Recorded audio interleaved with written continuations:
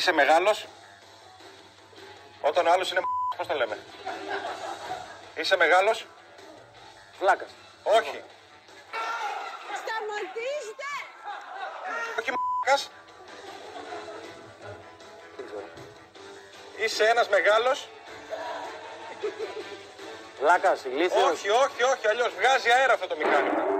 Τρόμπα. Πάμε.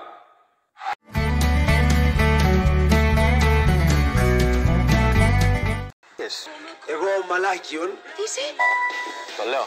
Ναι, καλέ. Έλα. Αλλάξει τον τόνο.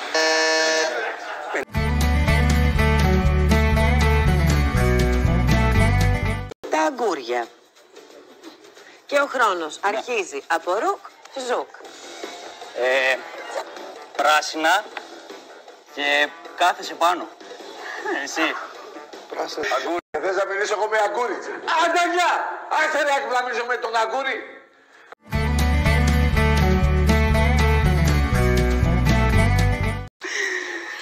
Η βρισιά. Μπορώ να βρίσω. Τι να κάνουμε τώρα, πώς θα κερδίσουμε αλλιώς. Το είναι μία Λέξη. Βρισιά. Ναι. Σκάσε ρε μαλάκα. Όχι, μίλα ρε μαλάκα. Το ηλίθιος. Βλάκας. Είναι μία. Βρισιά. Ναι. Βρισιά. Το γαμ***ας είναι μία. Βρισιά. Η βρισιά. Πιπέρι στο στόμα. Μα είναι. Τι είναι. Τι είναι. Τι είναι. Βρισιά. Γαμιέστε!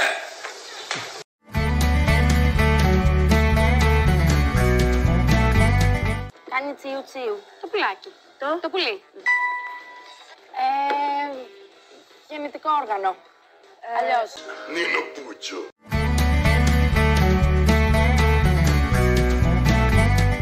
Θα πάρεις το ταχίνι τώρα και όλα θα πάνε. Είναι ένα ανέκδοτο που λέει ο ζαχαροπλάστης τι κάνει τα τσουρέκια του. Τα πλάθη. Πολύ έτσι, πολύ πονηρό, πες το. Πονηρό, όταν τελειώνει ο άντρας.